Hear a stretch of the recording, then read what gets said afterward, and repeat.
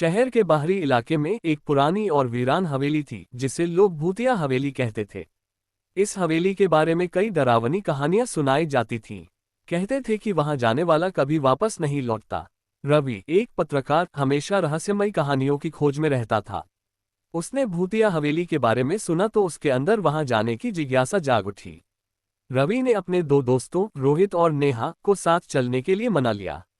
रात के 12 बजे तीनों अपने कैमरे और टॉर्च लेकर हवेली पहुंचे। हवेली की टूटी फूटी दीवारें और जर्जर गेट देखकर उनके रोंगटे खड़े हो गए। गेट पर खून से लिखा था, जो यहां आया वह कभी वापस नहीं गया। ये सिर्फ डराने के लिए होगा। रवि ने दोस्तों को हिम्मत दी और तीनों अंदर चले। हवेली के अंदर अजीब सी बदबू थी। चारों तरफ मकड़ियों के जाले, टूटी हुई खिड़कियां और दीवारों पर अजीबोगरीब निशान थे। चलते चलते उन्हें अचानक एक कमरे से किसी के रोने की आवाज सुनाई दी। नेहा ने घबराकर कहा, हमें यहां से लौट जाना चाहिए।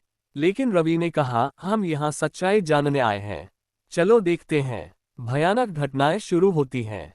वे आवाज का पीछा करते हुए उस कमरे तक पहुंचे। कमरे के अंदर एक पुरानी लकड़ी की कुर्सी थी जो अपने आप हिल रही थी। तभी कुर्सी रुक गई और दीवार पर लिखा हुआ दिखा, तुम्हारा अंत यही है। रोहित डर के मारे चिल्लाने लगा और बाहर की तरफ भागा। लेकिन दरवाजा अपने आप बंद हो गया। चारों तरफ से अजीब अजीब आवाजें आने लगीं। दीवारों पर खून टपकने लगा। अचानक एक परछाई दिखाई दी जो धीरे धीरे उनकी तरफ बढ़ रही थी। रवि ने अपने कैमरे से परछाई की तस्वीर खींचनी चाही, लेकिन कैमरा काम नहीं कर रहा था।